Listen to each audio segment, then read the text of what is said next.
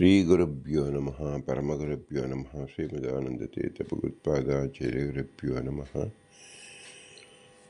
ಆಪಾದಮೌಳಿಪರ್ಯಂతం ಗುರುಣಾಮಾಕೃತಿಂ ಸ್ಮರೇತ್ ತೇನ ವಿಘ್ನಾಃ ಪ್ರಣಶ್ಯಂತಿ ಸಿದ್ಧ್ಯಂತಿ ಚ ಮನೋರಥಾಃ ಶ್ರೀಗುರುಭ್ಯೋ ನಮಃ ಪರಮಗುರುಭ್ಯೋ ನಮಃ ಶ್ರೀಮದಾನಂದತೀರ್ಥಭಗವತ್ಪಾದಾಚಾರ್ಯಗುರುಭ್ಯೋ ನಮಃ ಮನ್ಮನೋಭೀಷ್ಟವರದಂ ಸರ್ವಾಭೀಷ್ಟಫಲಪ್ರದಂ ಪುರಂದರಗುರುಂ ವಂದೇ ದಾಸಶ್ರೇಷ್ಠಂ ದಯಾನಿಧಿಂ ವಿದ್ಯಾವಿನಯಸಂಪನ್ನಾನ್ ಶಾಂತಾದಿಗುಣಬ್ರಹ್ಮಿತಾನ್ ಸತ್ಶಾಸ್ತ್ರಪ್ರವಚನಾಸಕ್ತಾನ್ ಎಲೆಮಿಲಾರ್ಯನ್ ಗುರುನ್ ಭಜೆ ಪೃಥ್ವೀ ಮಂಡಲಮಜ್ಜಸ್ಯಾಃ ಪೂರ್ಣಬೋಧಮತಾನುಗಾಃ ವೈಷ್ಣವಾಃ ವಿಷ್ಣುಹೃದಯಾಃ ತಾನ್ ನಮಸ್ತೆ ಗುರುಮಮ ಹರಿ ಓಂ ಶ್ರೀಶಾ ಪಾಹಿ ಅನಂತಕೋಟಿಬ್ರಹ್ಮಾಂಡನಾಯಕ ಎಂಬುದು ಶ್ರೀ ಪುರಂದರದಾಸ ರಚಿತ ಭವ್ಯ ಗ್ರಂಥ. ಶಾಸ್ತ್ರ ಪ್ರಮೇಯ ಉಪನಿಷತ್ ಸಾರಭೂತವಾಗಿದೆ. 180 ಗಜ್ಜೆ ಮಾಲೆಗಳು.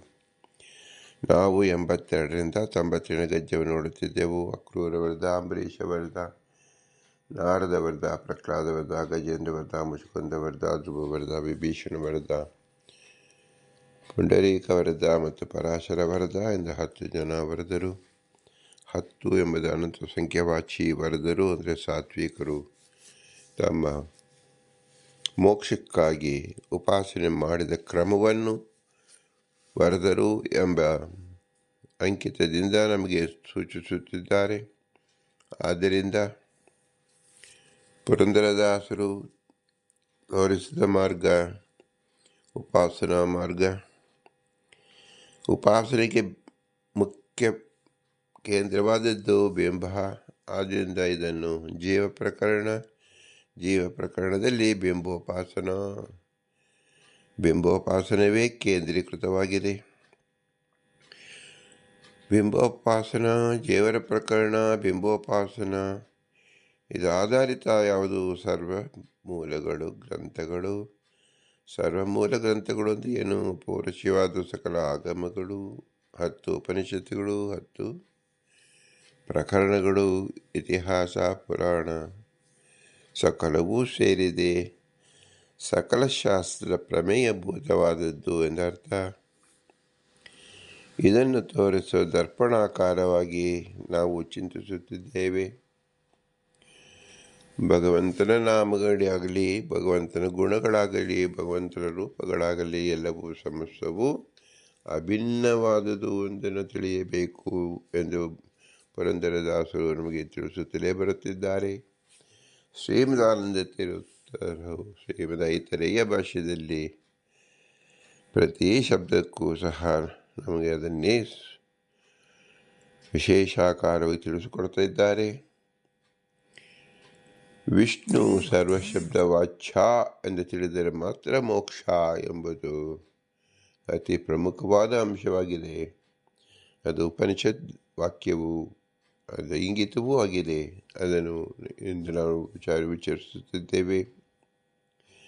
ಯದ್ವಾಚಂ ಓಂ ಇತಿ ಯಚ್ಛ ನೇತಿ ಯಚ್ಛಸ್ಯಾಹ ಕ್ರೂರಂ ಯದು ಚ ಉಲ್ಬಣಿಷ್ಟುಃ ತದ್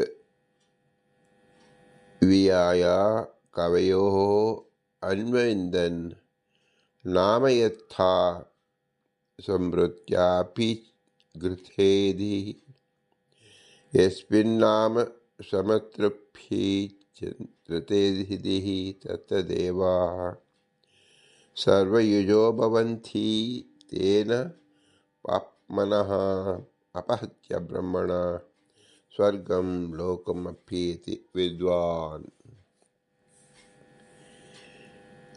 ಉಪನಿಷತ್ ತಿಳಿಸತಕ್ಕಂಥದ್ದು ಅಂಗೀಕಾರವಾಚಕವಾದ ಓಂ ಎಂಬ ಶಬ್ದ, ನಿಷೇಧಾರ್ಥಕವಾದ ನ ಎಂಬ ಶಬ್ದ, ಅರ್ಥದಲ್ಲಿ ಕ್ರೂರವಾದ ಶಬ್ದ, ಕೇಳಲು ದುಃಖಕರವಾದ ಶಬ್ದ ಮತ್ತು ಅಮಿತ ಶಬ್ದಗಳು ಇವೆಲ್ಲವೂ ಆಕಾರಕ್ಕೆ ವ್ಯಾಖ್ಯಾನಗಳು.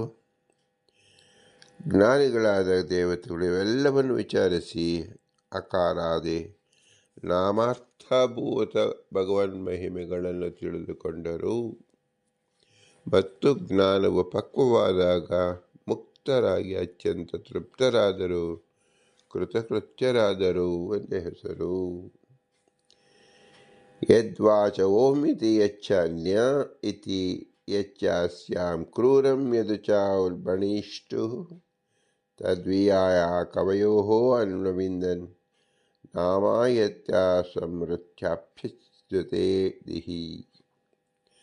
ನಕಾರ ಅಕಾರ ಎಂಬ ಶಬ್ದಕ್ಕೆ ಓಂಕಾರದಲ್ಲಿರ್ತಕ್ಕಂಥ ಅಕಾರ ಉಕಾರ ಮಕಾರ ಎಂಬ ಶಬ್ದದಲ್ಲಿ ನಿಷೇಧಾರ್ಥವಾದ ಶಬ್ದವೂ ಇದೆ. ಅದರಿಂದ ಅರ್ಥ ಬರಬಹುದಾದ ಅಕ್ರೂರವಾದ ಶಬ್ದ, ಕೇಳಲು ದುಃಖಕರವಾದ ಶಬ್ದ, ಮಿತ ಶಬ್ದಗಳು ಇವೆಲ್ಲವೂ ಆ ಎಂಬ ಮೊದಲನೇ ಶಬ್ದಕ್ಕೆ ವ್ಯಾಖ್ಯಾನ ರೂಪವಾಗಿದೆ ಎಂದು ತಿಳಿಸ್ತಾ ಇದ್ದಾರೆ. ಆ ಮ ನ ಎಂಬುದು ನಿಷೇಧಾರ್ಥಕವಾಗಿದೆ ಎಂಬುದು ವ್ಯಾಕರಣದಲ್ಲಿ ನಮಗೆ ತಿಳಿಸ್ತಾ ಇದೆ. ಯಾವ ಶಬ್ದ ಯಾವ ಪದಾರ್ಥವು ವ್ಯತಿರಿಕ್ತವಾಗಿ ಹೇಳಬೇಕಾದರೆ ಆ ಎಂದು ಹೇಳಿದಾಗ ಸತ್ಯ ಅಸತ್ಯ ಆ ಎಂಬುದು, ಮ ಎಂಬುದು ಮತ್ತು ನ ಎಂಬುದು, ಆ ಮ ನ, ಮ ಎಂಬುದು ಮಮ ನ ಮಮ ಎಂಬತಕ್ಕಂಥದ್ದು, ಮಕಾರರಹಿತವಾದದ್ದು.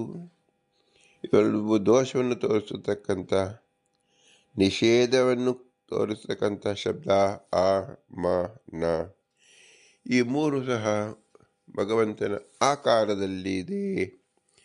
ಆಕಾರ ಭಗವಂತನ ವಿಶಿಷ್ಟ ರೂಪಗಳಾಗಿದೆ ಎಂದು ತಿಳಿಯಬೇಕು. ಭಗವಂತನ ಆಕಾರದಲ್ಲಿ ಆ ಮಾನ ನಿಷೇಧಾರ್ಥಕವಾಗಿ ಏನನ್ನು ಕಳಿಸ್ತಾನೆಂದರೆ ತಾಪತ್ರೆಗಳನ್ನು, ಮೂರು ತಾಪಗಳನ್ನು ಕಳೆದು ಶುದ್ಧಿ ಮಾಡುತ್ತಾನೆ ನಮ್ಮನ್ನು ಅಂತ ತಿಳಿಯಬೇಕು ಭಗವದುಪಾಸನೆಯಿಂದ. ಯಾವ ವಿಷ್ಣುವಿನ ವಿಷಯದಲ್ಲಿ ಎಲ್ಲ ಶಬ್ದಗಳನ್ನು ವಾಚಕಗಳನ್ನು ತಿಳಿದು ಆ ಜ್ಞಾನವು ಪಕ್ವವಾದಾಗ ಮುಕ್ತರಾಗಿ ಅತ್ಯಂತ ತೃಪ್ತರು ಕೃತಕೃತ್ಯರು ಆದರೂ ಅಂತ ವಿಷ್ಣುವಿನಲ್ಲಿಯೇ ದೇವತೆಗಳು ಮನೋವಾಕ್ಕಾಯಗಳಿಂದ ಸರ್ವಾತ್ಮನ ಆಸಕ್ತರಾಗುವರು. ಹೀಗೆ ತಿಳಿದವನು ಭಗವಂತನ ಅನುಗ್ರಹದಿಂದ ಪಾಪವನ್ನು, ಅಪ್ರಾರಬ್ಧ ಅನಿಷ್ಟ ಪುಣ್ಯವನ್ನು ಅಪರೋಕ್ಷ ಬಲದಿಂದ ನಾಶ ಮಾಡಿಕೊಂಡು ಪ್ರಾರಬ್ಧವನ್ನು ಭೋಗ ಉಪಮರ್ದಗಳಿಂದ ಕಳೆದುಕೊಂಡು ವಿಷ್ಣು ಲೋಕವನ್ನು ಪಡೆಯುತ್ತಾನೆ.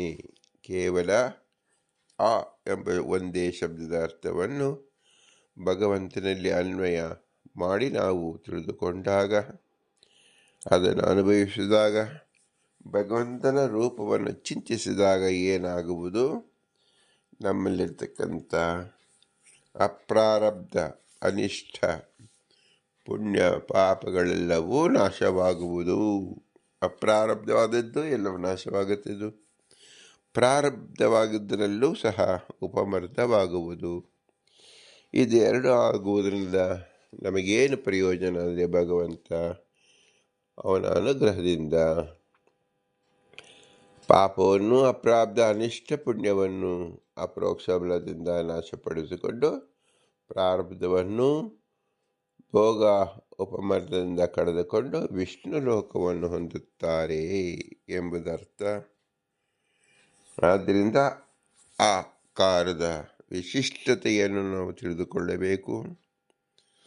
ಆಮಾನ ಎಂಬುದು ನಿಷೇಧಾರ್ಥವಾದ ಅರ್ಥವಾಗಿದ್ದರೂ ಸಹ ಭಗವಂತನ ಅನುಗ್ರಹಕ್ಕೆ ಹೇಗೆ ಪಾತ್ರವಾಗುತ್ತದೆ ಎಂಬುದನ್ನು ನಾವು ವಿಶೇಷಾಕಾರವು ತಿಳಿದಾಗ ಆಕಾರದಂತೆ ಸರ್ವ ಶಬ್ದವು ಭಗವಂತನಿಗೆ ವಚ್ಯವಾಗಿದೆ, ಭಗವಂತನ ಗುಣಗಳನ್ನೇ ತಿಳಿಸುತ್ತಿದೆ.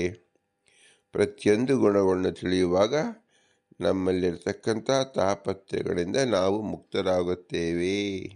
ಇದು ಹೀಗೆ ಭಗವಂತನ ಆರಾಧನೆಯಿಂದ ಸಕಲ ಜೀವರಿಗೂ ಒಂದೇ ಯಾವ ವರದರಿಗೆ ಆಗತಕ್ಕಂಥ ಪ್ರಯೋಜನವನ್ನು ಇಲ್ಲಿ ಪುರಂದರದಾಸರು ನಮಗೆ ಶ್ರೀಮದಾನಂದ ತೀರ್ಥ ಐತರೇಯ ಭಾಷ್ಯದಲ್ಲಿರತಕ್ಕಂಥ ವಿಶೇಷ ಆಕಾರವನ್ನು ನಮಗೆ ಪ್ರಸಕ್ತವಾಗಿ ತಿಳಿಸುತ್ತಿದ್ದಾರೆ. ಇದು ಮುಖ್ಯವಾಗಿ ಏನರ್ಥ ಎಂಬುದನ್ನು ಶ್ರೀಮದಾನಂದ ತೀರ್ಥರು ಭಾಷ್ಯ ರೂಪದಲ್ಲಿ ಹೇಳುತ್ತಾರೆ. ದೇವತೆಗಳು ತ್ರಿಕರಣದಿಂದ ಉಪಾಸನೆ ಮಾಡುತ್ತಾರೆ ಎಂದರ್ಥ. ವಿಯೂಯ ವಿಚಾರ್ಯ ನಾಮ ಯತ್ತಾನೇವ ನಾಮಾರ್ಥಂ ಭೂತಾನ್ಯೇವ ವಿಷ್ಣು ಮಹಾತ್ಮಾದೀನಿ ಅನ್ವವಿಂದನ್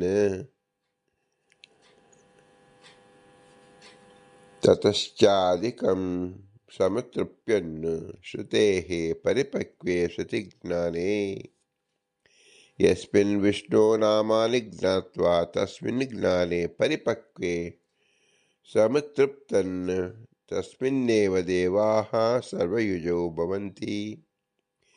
ಏಚ ಅವಧಾರಣಾರ್ಥಂ ಪುನರ್ವಚನಂ.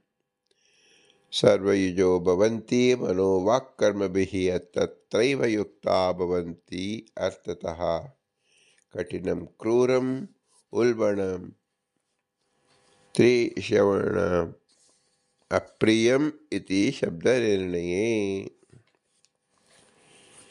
ವಿಯೂಯ ಎಂದರೆ ವಿಚಾರ ಮಾಡಿ, ನಾಮ ಯತ್ಯಾನೇವ ನಾಮಾರ್ಥಭೂತವಾಗಿಯೂ ಇರುವ ವಿಷ್ಣುವಿನ ಮಹಾತ್ಮಾದಿಗಳನ್ನು ತಿಳಿದುಕೊಂಡರು. ಆದ್ದರಿಂದ ಬಹಳ ಸಂತೃಪ್ತರಾದರು, ಕೃತಕೃತ್ಯರಾದರು. ಶ್ರುತೇಹೇ ಜ್ಞಾನವು ಪರಿಪಕ್ವವಾದಾಗ ಪರೋಕ್ಷವು ಅಪರೋಕ್ಷದಲ್ಲಿ ಪರ್ಯವಸಾನವಾಗಿ ಹೊಂದಿದಾಗ ಯಾವ ವಿಷ್ಣುವಿನಲ್ಲಿರುವ ನಾಮಾರ್ಥಭೂತ ಮಹಾತ್ಮಗಳನ್ನು ಜ್ಞಾನಿಗಳು ತಿಳಿದು ಆ ಜ್ಞಾನವು ಪರಿಪಕ್ವವಾದಾಗ ಕೃತಕೃತ್ಯರಾದರೋ ಆ ವಿಷ್ಣುವಿನಲ್ಲಿಯೇ ದೇವತೆಗಳು ಸರ್ವಾತ್ಮನ ಆಸಕ್ತರಾಗುವರು ಎಂದು ಅವಧಾರಣಕ್ಕಾಗಿ ಪುನಃ ಹೇಳಿದೆ. ಸರ್ವಯುಜೋ ಭವಂತಿ ಎಂದರೆ ಮನಸ್ಸು, ವಾಕ್, ಕರ್ಮ ಈ ಮೂರರಿಂದಲೂ ಭಗವಂತನ ಉಪಾಸನೆ ಮಾಡುತ್ತಾರೆ. ಕ್ರೂರ ಎಂಬ ಶಬ್ದವೆಂದರೆ ಅರ್ಥದಲ್ಲಿ ಕಠಿಣವಾದುದು.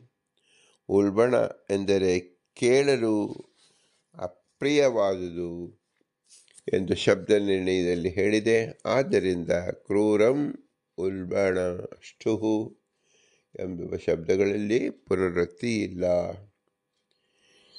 ನಾವು ಮೇಲಿನ ಶಬ್ದವನ್ನು ನೋಡುವಾಗ ಒಂದೇ ಅರ್ಥವನ್ನು ಹೇಳತಕ್ಕಂಥ ಶಬ್ದ ಉಪಯೋಗವಾಗಿದೆಯಲ್ಲ ಅಂತ ತಿಳಿದರೂ ಸಹ ಅದು ಪುನರುಕ್ತಿ ಎಂಬುದಂತಲ್ಲ. ಅದು ಪರಸ್ಪರ ಬೇರೆ ಅರ್ಥದಿಂದ ಭಗವಂತನ ಗುಣಗಳನ್ನು ತಿಳಿಸ್ತಾ ಇದೆ. ಆ ಗುಣ ಉಪಾಸನೆಯಿಂದ ಆ ಜೀವರಿಗೆ ವಿಶಿಷ್ಟವಾದ ಫಲವೇ ಪ್ರಾಪ್ತವಾಗುತ್ತದೆ ಎಂದು ನಾವು ತಿಳಿಯಬೇಕು. ತದ್ವಿಯೂಯ ಕವಿಯೋ ಅನ್ವವಿಂದನ್ ಎಂದರೆ ಎಲ್ಲ ಶಬ್ದಗಳು ಕೇವಲ ನಾಮಮಾತ್ರಗಳು, ಯಥಾರ್ಥವಾದ ಅರ್ಥ ಅವುಗಳಿಗಿಲ್ಲ. ಸೋಹಂ ನಾಮ ವಿದೇವಾಸ್ಥಿ ನ ಆತ್ಮವಿತೋ ಎಂದ ಮುಂತಾಗಿ ವಿಚಾರಿಸಿ ಆ ಬ್ರಹ್ಮನನ್ನೇ ತಿಳಿದುಕೊಂಡರು ಎಂದು ತಪ್ಪಾಗಿ ತಿಳಿದುಕೊಳ್ಳುವ ಸಂಭವ ಉಂಟೆಂದು ಭಾಷ್ಯದಲ್ಲಿ ಸರಿಯಾದ ವಿವರಣೆಯನ್ನು ನೀಡಲಾಗಿದೆ. ನಾಮಗಳನ್ನು ವಿಚಾರ ಮಾಡಿ ಆ ನಾಮಗಳು ಹೇಳುವ ಭಗವಂತನ ಮಹಿಮೆಗಳನ್ನು ಜ್ಞಾನಿಗಳು ತಿಳಿದು ಮುಕ್ತರಾದರೂ ಹೊರತು ನಾಮಗಳು ನಾಮಮಾತ್ರಗಳೆಂದು ಬಿಟ್ಟು ಬಿಡಿರಲಿಲ್ಲ. ಯಾವುದೋ ಒಂದು ನಾಮ ಪುನರುಕ್ತಿಯಾಯಿತು, ಅದಕ್ಕೆ ಪ್ರಯೋಜನವಿಲ್ಲ ಎಂದು ಅರ್ಥವಲ್ಲ. ಆ ಪ್ರತಿಯೊಂದು ನಾಮವು ಭಗವಂತನ ವಿಶಿಷ್ಟವಾದ ಗುಣವನ್ನೇ ನಮಗೆ ತಿಳಿಸುತ್ತಾ ಇದೆ. ಆ ವಿಶಿಷ್ಟವಾದ ಗುಣಗಳಿಂದ ನಾವು ಉಪಾಸನೆಯನ್ನು ಮಾಡಬೇಕು ಎಂಬುದನ್ನು ಇಲ್ಲಿ ತಿಳಿಸುತ್ತಿದ್ದಾರೆ. ಆ ಉಪಾಸನೆಯಿಂದ ತ್ರಿಕರಣ ಶುದ್ಧರಾಗಿ ಮೋಕ್ಷವನ್ನು ಪಡೆಯುತ್ತಾರೆ ಎಂಬುದು ಅರ್ಥವಾಗಿದೆ. ನಾಮಯತ್ತ ಸಮತೃಪ್ತನ್, ನಾಮ ಸಮತೃಪ್ತನ್ ಎಂದು ಪುನಃ ಪುನಃ ಹೇಳುವುದು ಪುನರುಕ್ತಿ ಎಂಬ ಶಂಕೆಗೆ ಭಾಷ್ಯದಲ್ಲಿ ಸಮಾಧಾನ ನೀಡಲಾಗಿದೆ. ಶಬ್ದಗಳನ್ನು ವಿಚಾರ ಮಾಡಿ ಶಬ್ದಾರ್ಥಭೂತ ಭಗವನ್ ಮಹಾತ್ಮೆಗಳನ್ನು ತಿಳಿದರೆಂದು ಏಕೆ ಗ್ರಹಿಸಬೇಕು? ವೇದಗಳಲ್ಲಿ ಬೇರೆ ವಿಚಾರವಿರಬಹುದು ಎಂಬ ಶಂಕೆ ಬಂದಾಗ ವೇದಗಳಿಂದ ಯಾರನ್ನು ತಿಳಿದರೆ ಮೋಕ್ಷ ಬರುವುದೋ ಅವನನ್ನು ತಿಳಿಯದೆಂದೇ ವೇದ ವಿಚಾರದಲ್ಲಿ ದೇವತೆಗಳಿಗೆ ಆಸಕ್ತಿ ಬರಬಹುದು ಹೊರತು ಬೇರೆ ಉದ್ದೇಶ ಎಂದಲ್ಲ. ಆದ್ದರಿಂದ ಹಿಂದಿನ ಶ್ಲೋಕದಲ್ಲಿ ನಾಮಯತ್ತ ಸಮತೃಪ್ಯನ್ ಎಂದು ಹೇಳಿದ ಮೋಕ್ಷ ಫಲವನ್ನೇ ಈ ಶ್ಲೋಕದಲ್ಲಿಯೂ ಪರಾಮರ್ಶೆ ಮಾಡಿ ಅಂತಹ ಫಲ ನೀಡುವ ವಿಷ್ಣುವಿನಲ್ಲಿಯೇ ದೇವತೆಗಳು ವೇದ ವಿಚಾರದಲ್ಲಿ ಆಸಕ್ತಿ ಇಟ್ಟುಕೊಳ್ಳುವರೆಂದು ಸಮಾಧಾನ ನೀಡಿದೆ. ಆದ್ದರಿಂದ ಪುನರುಕ್ತಿ ಇಲ್ಲ. ಹಿಂದೆ ವೇದ ಉಚ್ಚಾರಣೆ ಮತ್ತು ಅರ್ಥ ವಿಚಾರಣೆಗಳಿಂದ ವಾಕ್ ಮನಸ್ಸುಗಳ ಆಸಕ್ತಿಯನ್ನು ಮಾತ್ರ ಹೇಳಿದೆ. ಈ ಶ್ಲೋಕದಲ್ಲಿ ಅದನ್ನು ಅನುವಾದ ಮಾಡಿ ಸರ್ವಯುಜೋಭವಂತಿ ಎಂದು ವಾಕ್ ಮನಸ್ಸು ಮಾತ್ರವಲ್ಲದೆ ಕರ್ಮವೂ ಸೇರಿದಂತೆ ಸರ್ವಾತ್ಮನ ಆಸಕ್ತರಾಗಿದ್ದಾರೆ ಎನ್ನುವುದರಿಂದಲೂ ಪುನರುಕ್ತಿ ಇಲ್ಲ ಎಂಬ ಅಭಿಪ್ರಾಯದಿಂದ ಭಾಷ್ಯದಲ್ಲಿ ಅದನ್ನು ವ್ಯಾಖ್ಯಾನ ಮಾಡಲಾಗಿದೆ. ಸರ್ವಶಬ್ದ ವಾಚ್ಯ ಭಗವಂತನಿದ್ದಾನೆ. ಆ ವಾಚ್ಯತ್ವ ಎಂಬುದು ಅವನು ಗುಣವಾಚಕವೂ ಹೌದು, ಕ್ರಿಯಾವಾಚಕವೂ ಹೌದು, ನಾಮವಾಚಕವೂ ಹೌದು ಮತ್ತು ರೂಪವಾಚಕವೂ ಹೌದು ಎಂಬುದನ್ನು ನಾವು ತಿಳಿಯಬೇಕು. ಭಗವಂತ ಯಾವ ರೂಪ, ಯಾವ ಗುಣ, ಯಾವ ನಾಮ ಅಂದರೆ ಭಗವಂತನು ಗಂಡು ಹೌದು, ಹೆಣ್ಣು ಹೌದು ಎಂಬುದನ್ನು ಹಿಂದೆ ವಿಮರ್ಶಿಸಲಾಗಿದೆ. ಅದನ್ನು ವಿಸ್ತಾರವಾಗಿ ಮತ್ತೆ ತಿಳಿಸುತ್ತಾ ಇದ್ದಾರೆ ಉಪನಿಷತ್ತಿನಲ್ಲಿ. ನೈನಂ ವಾಚ ಸ್ತ್ರೀಯಂ ಬ್ರುವನ್ ನೈನಂ ಸ್ತ್ರೀ ಪುಮಾನ್ ಬ್ರುವನ್ ಪಮಾಂಸಂ ನಾ ಬ್ರುವನ್ನೇನಂ ವದತಿ ಕಶ್ಚನ. ಸ್ತ್ರೀ ಪುರುಷ ರೂಪಗಳೆರಡೂ ಉಳ್ಳ ಭಗವಂತನನ್ನು ಪ್ರಮಾಣದ ಆಧಾರವಿಲ್ಲದೆ ಕೇವಲ ಮಾತಿನಿಂದ ಕೇವಲ ಸ್ತ್ರೀಯನ್ನಾಗಲಿ ಬಣ್ಣಿಸುವನು ಸರಿಯಾಗಿ ವರ್ಣಿಸುತ್ತಿಲ್ಲ. ಸ್ತ್ರೀಯು ಅಲ್ಲದ ಪುರುಷನು ಅಲ್ಲದ ಒಬ್ಬನನ್ನಾಗಿ ಬಣ್ಣಿಸುವನು ಸರಿಯಾಗಿ ಬಣ್ಣಿಸುತ್ತಿಲ್ಲ. ಕೇವಲ ಪುರುಷನನ್ನಾಗಿ ವರ್ಣಿಸಿದವನು ಸರಿಯಾಗಿ ವರ್ಣಿಸುವುದಿಲ್ಲ. ಸ್ತ್ರೀಯನ್ನಾಗಿಯೂ ಪುರುಷನನ್ನಾಗಿಯೂ ವರ್ಣಿಸುವ ಜ್ಞಾನಿಯೇ ಸರಿಯಾಗಿ ವರ್ಣಿಸುತ್ತಾನೆ. ಇದರ ಅರ್ಥವೇನು?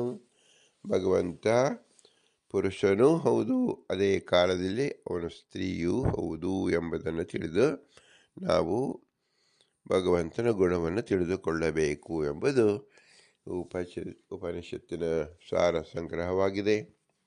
ಹಾಗಾದರೆ ಇಲ್ಲಿ ವಿಭಕ್ತಿ ವ್ಯತ್ಯಾಸವಾಗುತ್ತಲ್ಲ, ಲಿಂಗ ವ್ಯತ್ಯಾಸವಾಗುತ್ತಲ್ಲ, ಇದರ ಅರ್ಥ ಏನು ಅಂದರೆ ಅದಕ್ಕೆ ಭಾಷ್ಯಕಾರರು ಶ್ರೀಮದಾನಂದ ತೀರ್ಥರು ನಮಗೆ ಅನುಗ್ರಹಿಸುತ್ತಾರೆ.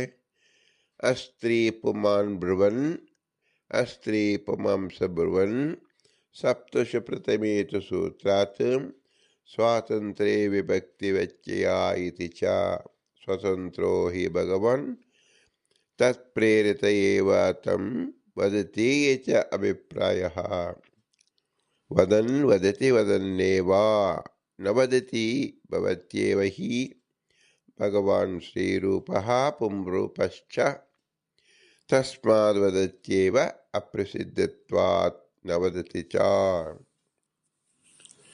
ಇದರರ್ಥ ಅಸ್ತ್ರೀ ಪುಮಾನ್ ಬ್ರುವನ್ ಅಂದರೆ ಭಗವಂತನನ್ನು ಸ್ತ್ರೀ ರೂಪವನ್ನಲ್ಲದ ಪುರುಷ ರೂಪನಲ್ಲದವನನ್ನಾಗಿ ವರ್ಣಿಸುವವನು ಎಂದರ್ಥ. 7 ವಿಭಕ್ತಿಗಳು ಅರ್ಥದಲ್ಲಿಯೂ ಪ್ರಥಮ ವಿಭಕ್ತಿ ಪ್ರಯೋಗವಿದೆ ಎಂಬ ಸೂತ್ರದಿಂದ ಅಸ್ತ್ರೀ ಪುಮಾನ್ ಎಂಬ ಪ್ರಥಮ ವಿಭಕ್ತಿ ದ್ವಿತೀಯ ವಿಭಕ್ತಿಯು ಅರ್ಥದಲ್ಲಿದೆ.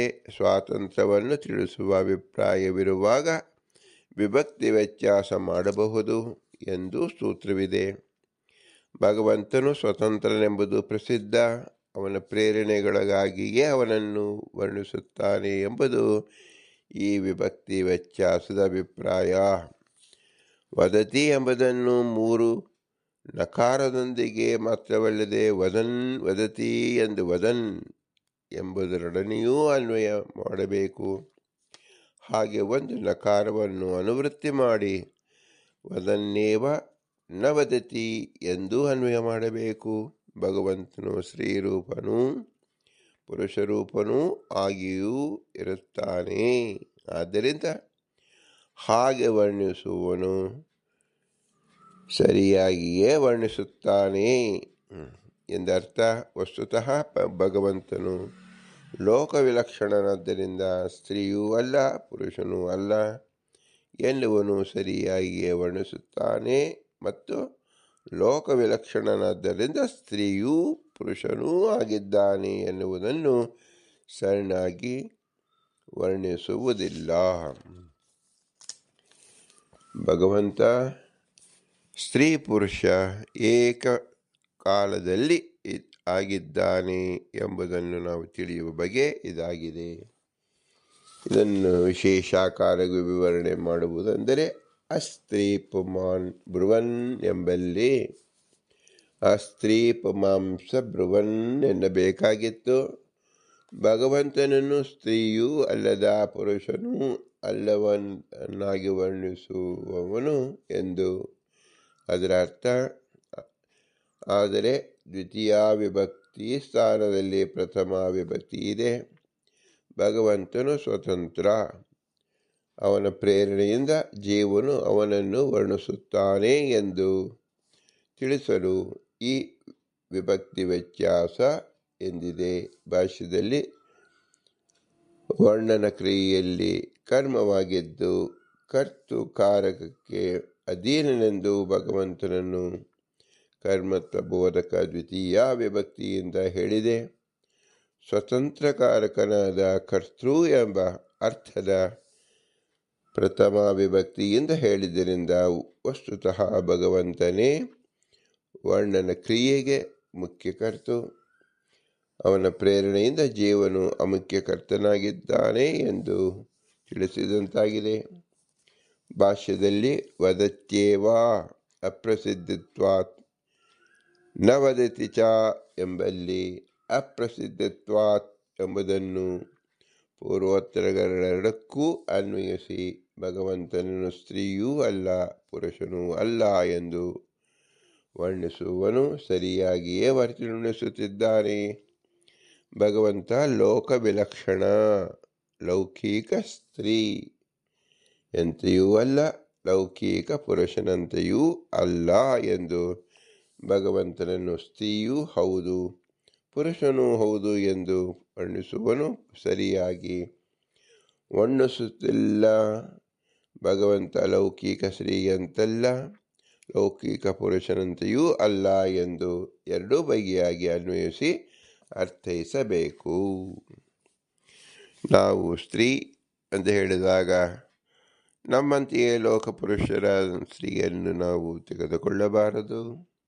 ಪುರುಷರೆಂದಾಗ ನಮ್ಮಂತೆ ಲೋಕ ಪ್ರಸಿದ್ಧ ಪುರುಷನನ್ನು ತೆಗೆದುಕೊಳ್ಳಬಾರದು ಎಂಬುದರ್ಥ. ಹಾಗಾದರೆ ಭಗವಂತನು ಸ್ತ್ರೀಯೂ ಅಲ್ಲ ಪುರುಷನೂ ಅಲ್ಲ ಅಂದರೆ ಲೋಕದಲ್ಲಿ ಪ್ರಸಿದ್ಧವಾದ ಸ್ತ್ರೀಯಂತೆ ಅಲ್ಲ, ಪುರುಷನಂತೆಯೂ ಅಲ್ಲ. ಹಾಗಾದರೆ ಭಗವಂತ ಸ್ತ್ರೀಯೂ ಹೌದು ಪುರುಷನೂ ಹೌದು ಅಂದರೆ ಮತ್ತೆ ಲೋಕ ಪ್ರಸಿದ್ಧವಾದ ಸ್ತ್ರೀ ಪುರುಷನಂತೆ ಅಲ್ಲ. ಹಾಗಾದರೆ ಹೇಗೆ ತಿಳಿಯಬೇಕು? ಸ್ವಾತಂತ್ರ್ಯದಿಂದ ಕೂಡಿದ ಭಗವಂತ, ಸ್ವಾತಂತ್ರ್ಯದ ವಿಶೇಷ ಲಕ್ಷಣ, ತಾನು ಸ್ತ್ರೀಯೂ ಆಗುತ್ತಾನೆ ಪುರುಷನೂ ಆಗುತ್ತಾನೆ, ಎಲ್ಲ ವಿಭಕ್ತಿಯಿಂದಲೂ ವಾಚನಾಗುತ್ತಾನೆ, ಎಲ್ಲ ಶಬ್ದದಿಂದಲೂ ವಾಚನಾಗುತ್ತಾನೆ. ಇದನ್ನು ನಾವು ಅಪ್ರಾಕೃತ ಸ್ವಾತಂತ್ರ್ಯದ ಮುಖ್ಯ ಲಕ್ಷಣ. ಶಬ್ದವನ್ನೂ ಸಹ ಶಬ್ದದಿಂದಲೇ ಭಗವಂತನ ಸ್ವಾತಂತ್ರ್ಯತೆಯನ್ನು ತಿಳಿಯುವ ಮುಖ್ಯ ಪ್ರಕಾರವಾಗಿದೆ. ನಾವು ಸ್ವತಂತ್ರನಾದ ಭಗವಂತನನ್ನು ಅರ್ಥ ಮಾಡಿಕೊಳ್ಳಲು ಶಬ್ದವನ್ನು ಸರಿಯಾಗಿ ಬಳಸಬೇಕೇ ಹೊರತು ಶಬ್ದದಂತೆ ಭಗವಂತನನ್ನು ತಿಳಿಯುವಂಥದ್ದಲ್ಲ ಎಂಬುದು ನಾವು ತಿಳಿಯಬೇಕು. ಏಕೆಂದರೆ ಶಬ್ದ ಎಂಬುದು ಜಡ, ಭಗವಂತ ಪರಮಚೇತನನಾಗಿದ್ದಾನೆ. ಪರಮಚೇತನನ್ನು ತಿಳಿಸುವ ಸಾಧಕ ವರ್ಣಗಳು ಶಬ್ದಗಳಾಗಿದೆ ಹೊರತು ವರ್ಣದಂತೆ ಅನುಸರಿಸುವನು ಭಗವಂತನಲ್ಲ. ಅನುಸರಿಸುವುದು ಎಂದರೆ ಸ್ವತಂತ್ರ ಲಕ್ಷಣವಲ್ಲ. ಸ್ವತಂತ್ರ ಲಕ್ಷಣವೆಂದರೆ ಭಗವಂತನನ್ನು ಶಬ್ದಗಳು ಅನುಸರಿಸುತ್ತದೆ, ವೇದಗಳು ಅವನನ್ನು ಅನುಸರಿಸುತ್ತದೆ ಎಂಬುದನ್ನು ತಿಳಿಯುವುದೇ ಭಗವಂತನ ಸ್ವತಂತ್ರ ಲಕ್ಷಣ. ಆದ್ದರಿಂದ ಲೋಕದಲ್ಲಿ ಕಾಣುವ ಸ್ತ್ರೀ ಪುರುಷರಂತೆ ಭಗವಂತನ ಸ್ತ್ರೀ ಪುರುಷನಲ್ಲ ಎಂಬುದನ್ನು ತಿಳಿಯಬೇಕು.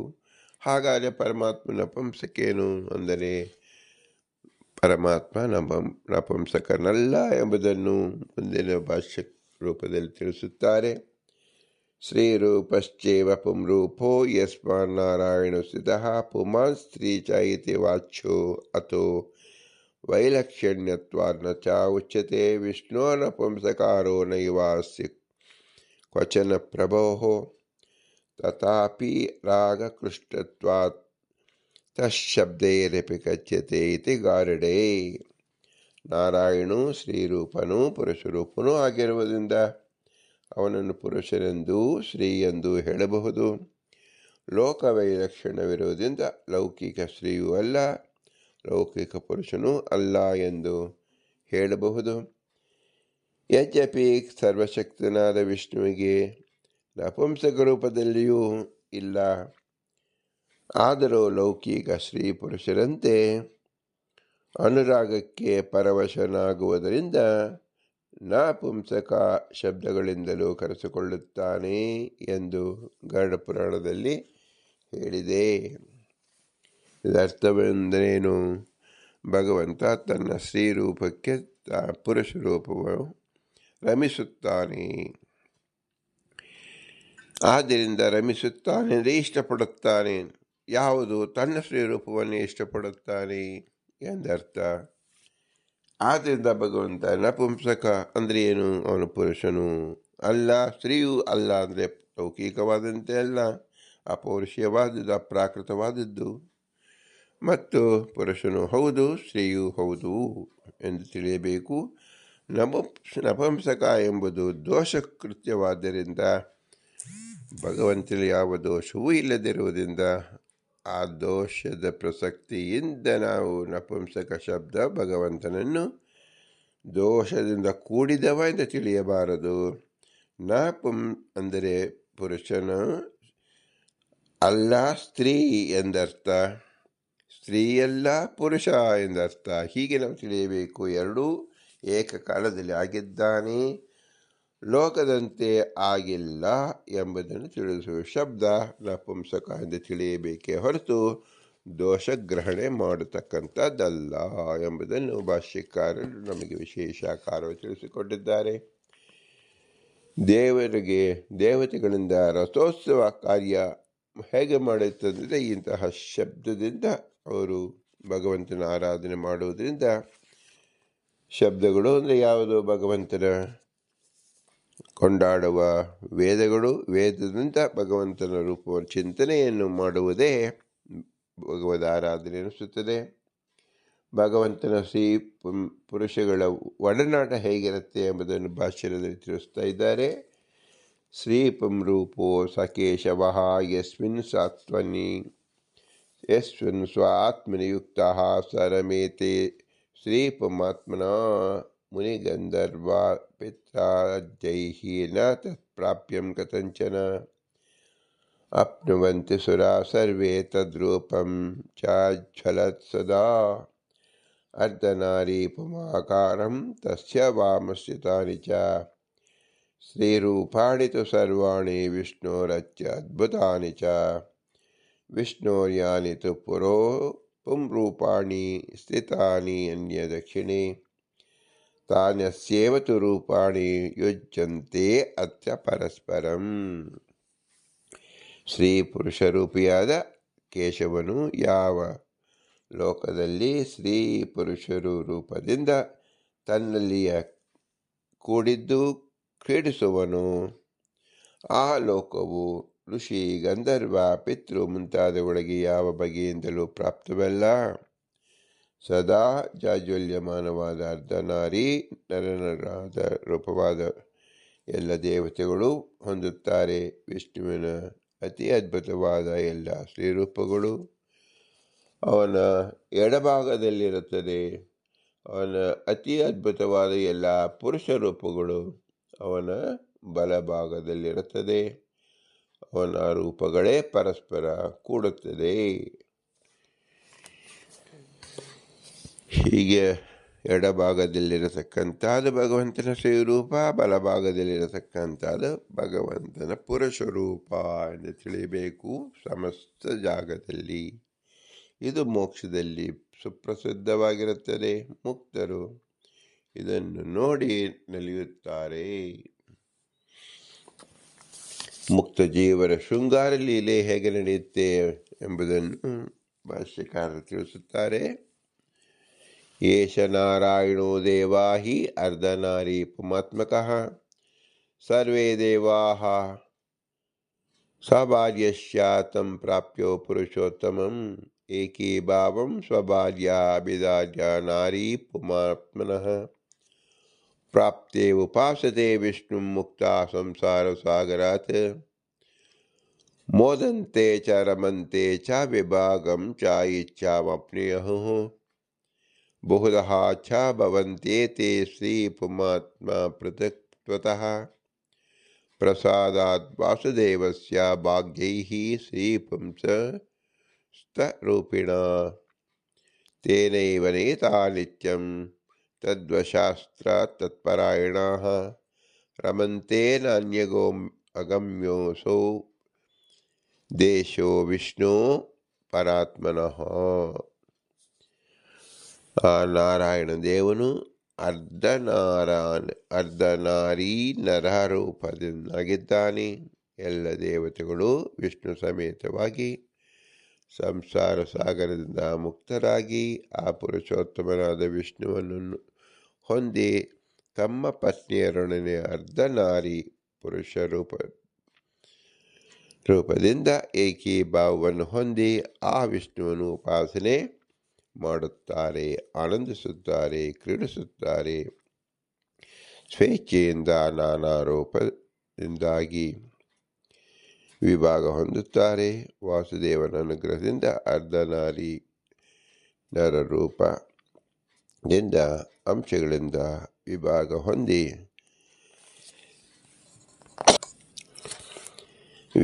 ಹೊಂದಿ ಬಹು ವಿಧವಾಗಿ ಅರ್ಧನಾರಿ ನರರೂಪರಾಗುತ್ತಾರೆ. ಆ ವಾಸುದೇವನಿಂದಲೇ ನಿಯಂತ್ರಿತರಾಗಿ ಸದಾ ಅವರ ವಶದಲ್ಲಿದ್ದು ಅವನಲ್ಲಿ ಆಸಕ್ತರಾಗಿ ಕ್ರೀಡಿಸುತ್ತಾರೆ. ಸರ್ವೋತ್ತಮನು ವಿಷ್ಣುವಿನ ಈ ಪ್ರದೇಶವು ದೇವತೆಗಳ ಹೊರತು ಅನ್ಯರಿಗೆ ಗಮ್ಯವಿಲ್ಲ. ಏಕೆಂದರೆ ದೇವತೆಗಳು ಮಾತ್ರ ಸರ್ವಶಬ್ದ ವಾಚ್ಯತೆ ಉಪಾಸನೆ ಮಾಡತಕ್ಕಂಥ ಅಧಿಕಾರಿಗಳಾಗಿದ್ದಾರೆ.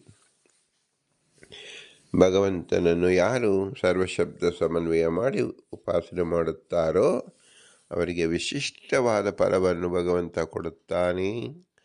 ತನ್ನ ಅರ್ಧನಾರಿ ನರರೂಪದಿಂದ ತಾನು ಹೇಗೆ ಕ್ರೀಡಿಸುತ್ತಾನೋ ಅದರಂತೆ ದೇವತೆಗಳನ್ನು ಸಹ ತಮ್ಮ ನಿಯತ ಭಾರ್ಯರಿಂದ ಒಳಗೂಡಿಕೊಂಡು ಕ್ರೀಡಿಸುತ್ತಾರೆ ಮೋಕ್ಷದಲ್ಲಿ ಎಂಬುದನ್ನು ನಾವು ಇಲ್ಲಿ ತಿಳಿಯಬೇಕು.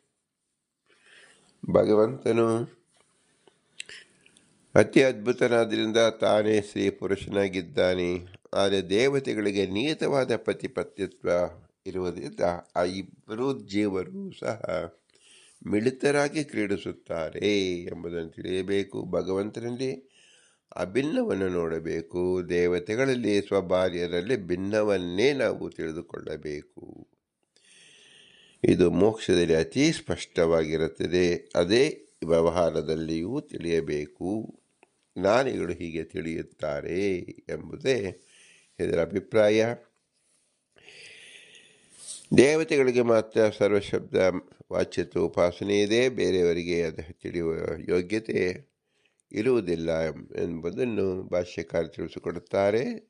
ಶ್ರೀ ಪುರುಷರೂಪೇಣ ಯುಕ್ತಂ ತದ್ವಿಷ್ಣು ಅಕ್ಷಂ ಪರಮಕ್ಷರಂ ಅಕ್ಷರಾದೇವ ಪರಮಾತ್ಮಂಸೋ ನಾರಾಯಣ ಅಭಿಧಾನಾತ್ ಅಗಚ್ಚತಿ ತೈಧೃತೆ ಚ ದೇವಾಃ ಭಾರ್ಯಾ ಸಮನ್ವಿತಃ ವಹಂತ್ಯಶ್ವಾದರೂಪೇಣ ರಥಸ್ಥಂ ಪರಮಂ ವಪುಃ ತತ್ಸರ್ವದೇವೈಃ ಪ್ರಾಪ್ಯಂ ಚ ನಾನ್ಯೈಃ ಕಥಮಪಿ ಕ್ವಚಿತ್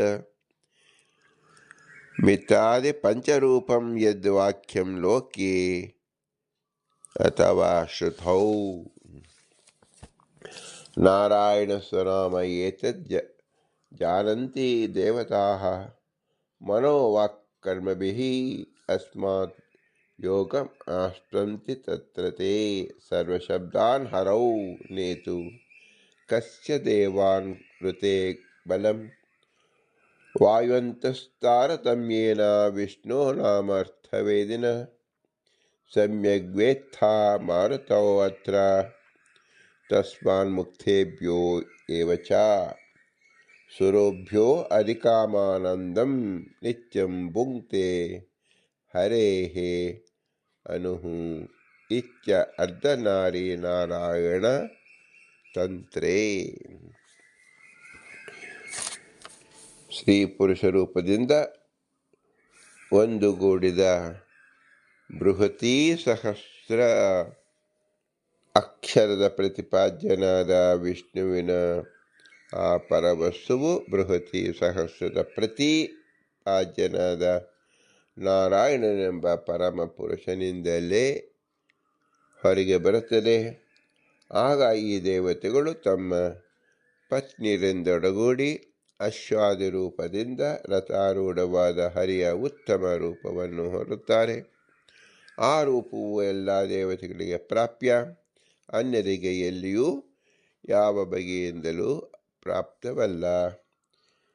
ಮಿತಾದಿ ಪಂಚವಿಧ ವಾಕ್ಯವು ಲೋಕದಲ್ಲಿ ಅಥವಾ ವೇದದಲ್ಲಿ ಯಾವುದುಂಟೋ ಅದೆಲ್ಲ ನಾರಾಯಣನ ನಾಮವೆಂದು ತಿಳಿಯುತ್ತಾರೆ, ತಿಳಿದು ಮುಕ್ತರಾಗುತ್ತಾರೆ.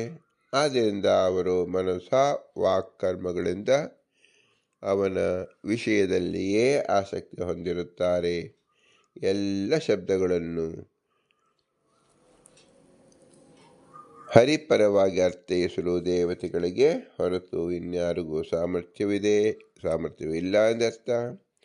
ವಾಯುವಿನವರೆಗಿನ ದೇವತೆಗಳು ತಾರತಮ್ಯ ಅನುಸಾರ ವಿಷ್ಣುನಾಮಗಳು ಅರ್ಥದಲ್ಲಿ ಬಲ್ಲರು, ಅದರಲ್ಲೆಲ್ಲ ವಾಯುವೇ ಚೆನ್ನಾಗಿ ಬಲ್ಲವನು. ಆದ್ದರಿಂದ ಹರಿಯ ನಂತರ ಮುಕ್ತ ದೇವತೆಗಳಿಗಿಂತ ಹೆಚ್ಚು ಆನಂದವನ್ನು ನಿತ್ಯವೂ ವಾಯುವೇ ಭೋಗಿಸುತ್ತಾನೆ ಎಂದು ಮುಂತಾಗಿ ಅರ್ಧನಾರಿ ನಾರಾಯಣ ತಂತ್ರದಲ್ಲಿ ತಿಳಿಸಿದೆ ಎಂದು ನಮಗೆ ಬೋಧಿಸುತ್ತಾರೆ.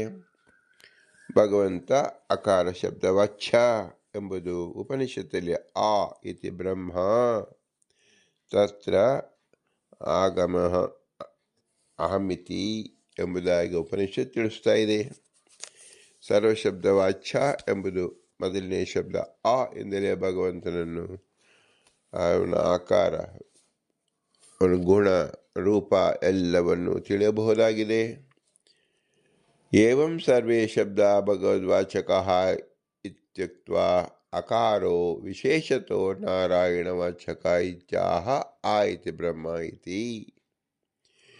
ಇತಿ ಶಬ್ದಾಭಿಧಾನಾಂತೆ ಯತ್ರ ವೈಶೇಷಿಕಂ ಹಿ ತತ್ ನಾಮ ಸ್ಯಾದಿತಿ ಮೇ ಸಾಕ್ಷಾತ್ ನಿರ್ಣಯಃ ಸಮುದಾಹೃತಃ इति शब्दनिर्णये तत्र आगत अहमिति यस्मात् आ इत्ययं शब्दः प्रस्तुतः अस्य भावं विरोधादीनम् अन्यं च न वदति.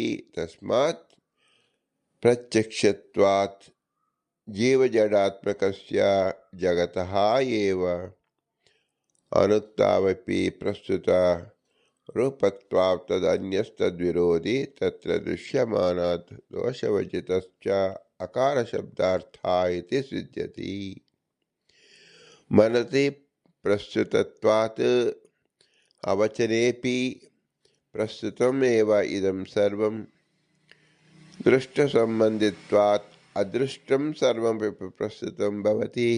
भगवंस्तु आ इति पृथक् ವಿಪಕ್ಷಿತತ್ವಾದೇವ ನ ಪ್ರಸ್ತುತ ಸಮುದಾಯೇ. ಆ ಎಂಬುದು ಹೇಗೆ ಭಗವಂತನಿಗೆ ಮಾತ್ರ ಅರ್ಥವಾಗುತ್ತದೆ, ಇತರ ದೇವತೆಗಳಿಗೆ ಅನ್ವಯವಾಗುವುದಿಲ್ಲ ಎಂಬುದನ್ನು ಸುಸ್ಪಷ್ಟವಾಗಿ ತಿಳಿಸಿದ್ದಾರೆ. ಹೀಗೆ ಎಲ್ಲ ಶಬ್ದಗಳು ಭಗವಂತನ ನಾಮಗಳೆಂದು ಹೇಳಿ ಅಕಾರ ವಿಶೇಷವಾಗಿ ನಾರಾಯಣನ ನಾಮ ಎನ್ನುತ್ತಾನೆ ಮಹಿದಾಸ. ಆ ಇತಿ ಬ್ರಹ್ಮ ಎಂದು ಇತಿ ಎಂಬ ಶಬ್ದವು ಇಲ್ಲಿ ನಾಮದ ಕೊನೆಯಲ್ಲಿ ಬರುವುದೋ ಅಲ್ಲಿ ಆ ನಾಮವು ವಿಶೇಷ ನಾಮವಾಗಿರುತ್ತದೆ ಎಂಬುದು ನನ್ನ ಮುಖ್ಯ ನಿರ್ಣಯ ಎನಿಸುತ್ತದೆ ಎಂದು ಶಬ್ದ ನಿರ್ಣಯದಲ್ಲಿ ಹೇಳಿದೆ. ತತ್ರ ಆಗತ ಅಹಮಿತಿ ಎಂದರೆ ಆ ಎಂಬ ಶಬ್ದವು ಪ್ರಕೃತವಾದುದರಿಂದ ಅಭಾವವನ್ನು, ವಿರೋಧಿಯನ್ನು, ಅನ್ಯವನ್ನು ಹೇಳುವುದರಿಂದ ಜೀವಾತ್ಮಕವಾದ ಜಗತ್ತು ಪ್ರತ್ಯಕ್ಷ ಸಿದ್ಧವಾದ ಆದ್ದರಿಂದ ಮಾತಿನಿಂದ ಹೇಳದಿದ್ದರೂ ಪ್ರಕೃತವೇ ಆಗಿರುವುದರಿಂದ ಈ ಜಗತ್ತಿಗಿಂತ ಅನ್ಯನೂ ಅದಕ್ಕೆ ವಿರೋಧಿಯೂ ಅವರಲ್ಲಿ ಕಂಡುಬರುವ ದೋಷದಿಂದ ರಹಿತನೂ ಆದವನೇ ಅಕಾರ ಶಬ್ದದ ಅರ್ಥ ಎಂದು ಸಿದ್ಧವಾಗುತ್ತದೆ. ಮನಸ್ಸಿನಲ್ಲಿ ಉಪಸ್ಥಿತವಾದ್ದರಿಂದ ಪ್ರತ್ಯಕ್ಷ ಅಪ್ರತ್ಯಕ್ಷವೆಂದು ಭೇದವಿಲ್ಲದೆ ಎಲ್ಲ ಜಗತ್ತು ಮಾತಿನಿಂದ ಹೇಳದಿದ್ದರೂ ಪ್ರಕೃತವೇ, ಏಕೆಂದರೆ ಪ್ರತ್ಯಕ್ಷ ವಸ್ತುಗಳ ಸಂಬಂಧ ಇರುವುದರಿಂದ ಅಪ್ರತ್ಯಕ್ಷವಾದುದೆಲ್ಲವೂ ಪ್ರಕೃತವಾಗುತ್ತದೆ. ಈ ಪ್ರಕೃತವಾದ ವಸ್ತುಗಳು ಸಮೂಹದಲ್ಲಿ ಭಗವಂತನ ಮಾತ್ರ ಬರುವುದಿಲ್ಲ, ಸೇರುವುದೂ ಇಲ್ಲ. ಏಕೆಂದರೆ ಪ್ರಕೃತ ವಸ್ತುಗಳಿಗಿಂತ ವಿಲಕ್ಷಣ ಎಂದು ಮುಂತಾಗಿ ಪ್ರತ್ಯೇಕವಾಗಿ ಭಗವಂತನ ಆಕಾರವು ಹೇಳಲು ಹೊರಟಿದೆ. ಆಮಾನ ಎಂಬುದು ಆ ಶಬ್ದದಿಂದ ನಾವು ತಿಳಿದರೂ ಭಗವಂತನನ್ನು ತಿಳಿಸುವ ಮಾರ್ಗವಾಗಿದೆ ಹೊರತು ಭಗವಂತನೇ ಆಕಾರ ಅಲ್ಲ. ಅಂದರೆ ಅರ್ಥ ಏನು? ಜಡ ಪದಾರ್ಥವಲ್ಲ, ಅವನು ಪರಮಚೇತನ, ಅದರಿಂದ ವೇದ್ಯನಾಗಿದ್ದಾನೆ ಎಂದು ತಿಳಿಯಬೇಕು. ಸ್ವಾತಂತ್ರ್ಯತೆ ಎಂದರೇನು? ಯಾವುದನ್ನು ಕಟ್ಟಿಕೊಳ್ಳುವುದಿಲ್ಲ, ಎಲ್ಲ ದೋಷದಿಂದ ದೂರನಾಗಿದ್ದಾನೆ ಎಂದು ತಿಳಿಯಬೇಕು. ಯಾವುದೇ ಅಕ್ಷರದಿಂದ ಬಂಧಿತನಾಗಿದ್ದಾನೆ ಎಂದು ತಿಳಿದರೂ ಸಹ ಸ್ವಾತಂತ್ರ್ಯತೆಗೆ ಭಂಗ ಬರುತ್ತದೆ ಎಂಬುದನ್ನು ತಿಳಿಯಬೇಕು. ಸ್ವಾತಂತ್ರ್ಯದ ಲಕ್ಷಣವನ್ನು ತಿಳಿಸುವ ಅಕ್ಷರಗಳು ನಮಗೆ ಬೋಧಕವಾಗಿದೆಯೇ ಹೊರತು ಭಗವಂತನಿಗಲ್ಲ. ಭಗವಂತ ಸ್ವತಂತ್ರನಾಗಿದ್ದಾನೆ, ತನ್ನನ್ನು ತಾನು ಪೂರ್ಣವಾಗಿ ತಿಳಿದಿದ್ದಾನೆ. ಪೂರ್ಣತ್ವ ಪೂರ್ಣಮಾದಾಯ ಪೂರ್ಣಮೇವ ಭವಿಷ್ಯತಿ ಎಂಬಂತೆ. ಹೀಗೆ ಭಗವಂತನು ಸರ್ವಶಬ್ದವಾಚ್ಯ, ಪೂರ್ಣಗುಣಿ, ಪೂರ್ಣ ಎಂಬುದನ್ನಾಗಿ ನಾವು ಆರಾಧನೆ ಮಾಡಬೇಕು. ಸ್ತ್ರೀ ಪುರುಷರು ಭಗವಂತ ಪುರುಷ ರೂಪದಲ್ಲೂ ಇದ್ದಾನೆ, ಸ್ತ್ರೀ ರೂಪದಲ್ಲೂ ಇದ್ದಾನೆ ಎಂಬುದರ ಮುಖ್ಯ ಉದ್ದೇಶ ನಮಗೆ ಇಲ್ಲಿ ತಿಳಿದು ಬರುವುದು ಏನು? ಜೀವರಲ್ಲಿರತಕ್ಕಂಥ ಸ್ತ್ರೀಯರು ಪುರುಷರು ಆಯಾ ನಿಯತವಾದ ಬಿಂಬೋಪಾಸನೆ ಮಾಡಬೇಕು ಎಂಬುದು ನಮ್ಮ ಪಾಠವಾಗುತ್ತದೆ. ಪುರುಷನು ಪುರುಷ ರೂಪವನ್ನು, ಸ್ತ್ರೀಯರು ಸ್ತ್ರೀಯ ರೂಪವನ್ನು ಆರಾಧಿಸತಕ್ಕದ್ದು ಎಂಬುದು ಉಪಾಸಕನಿಂದ ನಾವು ಮಾರ್ಮಿಕವಾಗಿ ತಿಳಿಯಬೇಕಾದದ್ದು ದರ್ಪಣ ರೂಪವಾಗಿದೆ. ನಾವು ದರ್ಪಣದಲ್ಲಿ ನೋಡಿಕೊಂಡರೆ ಪುರುಷಾಕಾರವಾಗಿದ್ದ ಪುರುಷ ರೂಪವೇ ಕಾಣುತ್ತದೆ, ಸ್ತ್ರೀಯರಿದ್ದರೆ ಸ್ತ್ರೀಯ ರೂಪವೇ ಕಾಣುತ್ತದೆ.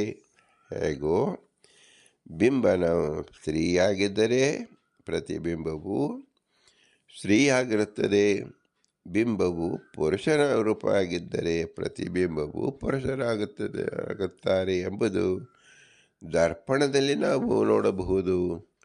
ಅದನ್ನೇ ಆಧ್ಯಾತ್ಮಿಕ ಪ್ರಪಂಚದ ದರ್ಪಣ ಅಂದರೆ ಭಗವಂತ ಹೇಗಿದ್ದಾನೆಂದರೆ ಅವನು ಸ್ತ್ರೀಯೂ ಹೌದು, ಪುರುಷನೂ ಹೌದು. ಅಪ್ರಾಕೃತನಾದ ಭಗವಂತ ಪುರುಷರೂಪಿಯೂ ಪುರುಷನಾದ ಜೀವರಿಗೆ ಉಪಾಸಕನು, ಸ್ತ್ರೀಯು ಸ್ತ್ರೀ ಜೀವರುಗಳಿಗೆ ಉಪಾಸಕನು ಎಂದು ನಾವು ತಿಳಿಯಬೇಕು.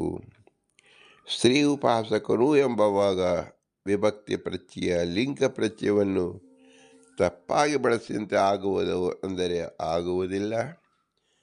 ಭಗವಂತನನ್ನು ಎರಡೂ ವಿಭಕ್ತಿಯಲ್ಲಿ, ಎರಡೂ ಲಿಂಗದಲ್ಲಿ ನಾವು ಬಳಸಬಹುದು. ಆಯಾ ಜೀವರು ತಮ್ಮ ಉಪಾಸಕ ಮೂರ್ತಿಯನ್ನು ಅದು ಸೂಚಿಸಂತೆ ಆಗುತ್ತದೆ. ಇದನ್ನೇ ನಾವು ಲೋಕದಲ್ಲಿ ಗಂಡನ್ನು ಹೆಣ್ಣಿನ ಲಿಂಗದಿಂದಲೂ ಕರೆಯುವ ವಾಡಿಕೆ ಇದೆ, ಗಂಡನ್ನು ಹೆಣ್ಣಿನ ಲಿಂಗದಿಂದ ಕರೆಯುವ ವಾಡಿಕೆಯೂ ಇದೆ. ಅತ್ಯಂತ ಪ್ರೀತಿ ಪುರಸ್ಸರವಾಗಿ ಅತಿ ಹೆಚ್ಚಾದ ಭಕ್ತಿಯಿಂದ ನಾವು ಕಾಣುವಾಗ ಒಂದು ಸಣ್ಣ ಮಗು, ಹೆಣ್ಣು ಮಗು ಇದ್ದರೂ ಗಂಡಿನಂತೆ ನಾವು ರೂಪ ಹಾಕುತ್ತೇವೆ.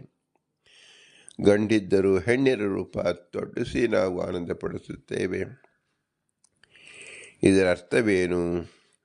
ಭಗವಂತ ಎಲ್ಲರಲ್ಲಿಯೂ ಬಿಂಬನಾಗಿರುತ್ತಾನೆ. ಆ ಬಿಂಬನು ಸ್ತ್ರೀಯೂ ಹೌದು, ಪುರುಷನೂ ಹೌದು. ಆದರೆ ಸ್ತ್ರೀ ಜೀವರು ಸ್ತ್ರೀ ರೂಪವನ್ನೇ ಆರಾಧನೆ ಮಾಡಬೇಕು, ಪುರುಷ ರೂಪವನ್ನೇ ಆರಾಧನೆ ಮಾಡಬೇಕು ಎಂಬ ದಿವ್ಯ ಪಾಠವನ್ನು ನಾವು ಈ ಐತರೇಯ ಉಪನಿಷತ್ತಿನಿಂದ, ಶ್ರೀಮದಾನಂದ ತೀರ್ಥರ ಭಾಷ್ಯದಿಂದ, ಶ್ರೀ ಪುರಂದರದಾಸರು ತಿಳಿಸುವ ವರದರಿಂದ ನಾವು ತಿಳಿದುಕೊಂಡಂತೆ ಆಗುವುದು. ಇಂತಹ ಅತ್ಯಂತ ಉಪಯುಕ್ತವಾದ, ಸಾಧನೆಗೆ ಯೋಗ್ಯವಾದ ವಿಷಯವನ್ನು ಅನುಗ್ರಹಿಸುತ್ತಾ ಪುರಂದರದಾಸರಿಗೆ ಅನಂತಾನಂತ ನಮಸ್ಕಾರವನ್ನು ಸಲ್ಲಿಸಬೇಕು. ಅವರ ಅಂತರ್ಯಾಮಿ ಪುರಂದರ ವಿಠಲರಿಗೆ ಭೂಯಿಷ್ಟಾಂತರ ಮುಕ್ತಿವಿದೆಯಮ್ಮ ಎಂದು ಹೇಳಿ ವಿನಮ್ರವಾಗಿ ನಮಿಸಬೇಕು. ಇಂತಹ ಶ್ರೇಷ್ಠ ಜ್ಞಾನ ಕೇವಲ ಪುರುಷರಾಗಿ, ಅಂದರೆ ಮನುಷ್ಯ ಜನ್ಮದಲ್ಲಿ ಪುರುಷರಾಗಿದ್ದಾಗ, ಮನುಷ್ಯ ಜನ್ಮದಲ್ಲಿ ಸ್ತ್ರೀಯರಾಗಿದ್ದಾಗ ತಿಳಿದುಕೊಳ್ಳಬಹುದಾಗಿರತಕ್ಕಂಥ ಅತ್ಯಮೂಲ್ಯ ವಿಷಯವಾಗಿದೆ. ಆದ್ದರಿಂದಲೇ ಮನುಷ್ಯ ಜನ್ಮವನ್ನು, ಮನುಷ್ಯ ಎಂದರೆ ಅವನು ಗಂಡು ಆಗಿರಬಹುದು, ಹೆಣ್ಣು ಆಗಿರಬಹುದು, ಆದರೆ ಮನುಷ್ಯ ಶಬ್ದದಿಂದ ನಾವು ತಿಳಿಸುವ ವಾಡಿಕೆಯಲ್ಲಿದೆ. ಇದರಂತೆ ಭಗವಂತ ಅಂದರೆ ಭಗವಂತ ಪುರುಷನು ಹೌದು, ಭಗವಂತ ಸ್ತ್ರೀಯು ಎಂಬುದನ್ನು ಈ ಲೋಕ ವ್ಯವಹಾರದಿಂದಲೇ ನಾವು ಅರಿಯಬಹುದಾಗಿದೆ. ಇದರಿಂದ ನಾವು ತಿಳಿಯಬೇಕಾದ ಏನು? ಮನುಷ್ಯ ಜನ್ಮ ಅಂದರೆ ಮನುಷ್ಯನಾದ ಸ್ತ್ರೀ ಜನ್ಮ, ಮನುಷ್ಯನಾದ ಪುರುಷ ಜನ್ಮ ಕೊಟ್ಟಿದ್ದು ಭಗವಂತನ ವಿಶೇಷ ಉಪಾಸನೆ ಮಾಡಲಿ ಎಂಬ ರೀತಿಯಿಂದ ಭಗವಂತ ನಮಗೆ ಪರಿಪಾಲಿಸಿದ್ದಾರೆ. ಇಂಥ ಮನುಷ್ಯ ಜನ್ಮ ಬರುವುದೇ ಅತಿ ದುರ್ಲಭ. ಬಂದಾಗ ಸರಿಯಾದ ತಿಳುವಳಿಕೆ ಬರಬೇಕು. ಅದರಲ್ಲಿ ಮೊಟ್ಟ ಮೊದಲನೇ ತಿಳುವಳಿಕೆ ಬಿಂಬನ ದರ್ಶನ, ಬಿಂಬನ ರೂಪ, ಬಿಂಬನ ಆಕಾರ. ಸ್ತ್ರೀಯಾಗಿದ್ದರೆ ಸ್ತ್ರೀ ಎಂದು ತಿಳಿಯಬೇಕು, ಪುರುಷನಾಗಿದ್ದರೆ ಪುರುಷನೆಂದು ತಿಳಿಯಬೇಕು ಎಂಬುದೇ ಅದ್ಭುತವಾದ ಮಹಿಮೆ. ಇಂತಹ ಮಹಾಜ್ಞಾನವನ್ನು ಒದಗಿಸಿದ ಪುರಂದರದಾಸರಿಗೆ, ಶ್ರೀಮದಾನಂದ ತೀರ್ಥರಿಗೆ ಮಾನವ ಜನ್ಮದಲ್ಲಿ ಯಾವ ಬೋಧನೆಯ ದಾತು ತಾನು ತಿಳಿದು ಪರರಿಗೆ ತಿಳಿಸಬೇಕು. ಮನುಷ್ಯರಾದ ಪುರುಷರು ಪುರುಷಾಕಾರವನ್ನು ಚಿಂತಿಸಿ, ಮನುಷ್ಯರಾದ ಸ್ತ್ರೀಯರು ಸ್ತ್ರೀಯ ರೂಪವನ್ನು ಚಿಂತಿಸಿ, ಅದು ನಿಮ್ಮ ಬಿಂಬರೂಪ ಎಂಬುದನ್ನು ಜನಜಾಗೃತಿ ಮಾಡುವುದೇ ಮನೋಬೋಧನೀಯ ಧಾತುವಿನಿಂದ ಹೊರಬಂದದ್ದು ಮನುಷ್ಯ ಜನ್ಮ ಸಾರ್ಥಕವಾಗುವಂಥದ್ದೇ. ಇಂತಹ ಮನುಷ್ಯ ಜನ್ಮಕ್ಕೆ ಆಧಾರವಾದ ತಂದೆ ತಾಯಿಗಳ ಅನುಗ್ರಹ ರೂಪವನ್ನು ಸದಾ ಚಿಂತಿಸಬೇಕು. ತಂದೆ ತಾಯಿ ಇರುವಿಕೆ ನೆರವಾದ ಗುರು ಹಿರಿಯರ ಅನುಗ್ರಹವನ್ನು ಚಿಂತಿಸಬೇಕು. ಇವರಿಬ್ಬರು ಕಾಣುವ ವ್ಯಕ್ತಿಗಳಾದರೆ ಕಾಣದ ವ್ಯಕ್ತಿಗಳು ಅನಂತ ತತ್ವಾಭಿಮಾನಿ ದೇವತೆಗಳು. ಅವರ ವಿಶೇಷ ಅನುಗ್ರಹದಿಂದಲೇ ಮನುಷ್ಯ ಜನ್ಮದಲ್ಲಿ ಇಂತಹ ಸುಜ್ಞಾನ ಒದಗಿ ಬರಗುವುದು. ದೇವತೆಗಳಲ್ಲೂ ಅತಿ ಶ್ರೇಷ್ಠಾದ ವಾಯುದೇವರು ಜೀವೋತ್ತಮರು, ಅವರ ಕಣಸ್ಮರು, ಅವರ ಎಲ್ಲರಿಗೂ ಗುರುಗಳು, ಮುಖ್ಯ ಗುರುಗಳು, ಮೂಲ ಗುರುಗಳು. ಅವರ ವಿಶೇಷ ಅನುಗ್ರಹದಿಂದಲೇ ನಮಗೆ ಜ್ಞಾನ, ಭಕ್ತಿ, ವೈರಾಗ್ಯ ಪ್ರಕಾಶವಾಗುವುದು ಎಂಬುದನ್ನು ತಿಳಿದು ಅವರನ್ನು ಆರಾಧಿಸಬೇಕು. ಆದರೆ ಇವರೆಲ್ಲರೂ ಅಸ್ವತಂತ್ರರು. ಸ್ವತಂತ್ರದ ನಮ್ಮ ಬಿಂಬ ಲಕ್ಷ್ಮೀ ನಾರಾಯಣ ಮಾತ್ರ. ಅವನೇ ನಮ್ಮ ಬಿಂಬನು, ಸರ್ವಬಿಂಬನು. ಅವನಿಂದಲೇ ಸಕಲವು ನಡೆಯುತ್ತಿರುವುದರಿಂದ ನಾವು ಅವನಿಗೆ ಹೇಗೆ ಉಪಕಾರ ಸ್ಮರಿಸುವುದು, ಹೇಗೆ ಉಪಕಾರವನ್ನು ಮರುಳಿ ನಾವು ಕೊಡುವುದು ಸಾಧ್ಯವಿಲ್ಲದ ಮಾತು. ಆದರೆ ವೇದ ಪುರುಷ ತಿಳಿಸುವಂತೆ ಅವನ ಉಪಕಾರವನ್ನು ಸ್ಮರಣೆ ಮಾಡುವುದೇ ಆಗಿದೆ. ಭೂಯಿಷ್ಠಾಂತೆ ನಮ ಉಕ್ತಿಮಿದೇಮ ಭೂಯಿಷ್ಠಾಂತೆ ನಮ ಉಕ್ತಿಮಿದೇಮ ಭೂಯಿಷ್ಠಾಂತೆ ನಮ ಉಕ್ತಿಮಿದೇಮ ಅದು ವಿನಮ್ರವಾಗಿ ರಮಣಿಸೋಣ. ಭಾರತೀಯ ರಮಣಕ್ಕೆ ಪ್ರಣಾಂತ. ಶ್ರೀಕೃಷ್ಣ ಹರಿ ಓಂ ಹರಿ ಓಂ ಹರಿ ಓಂ.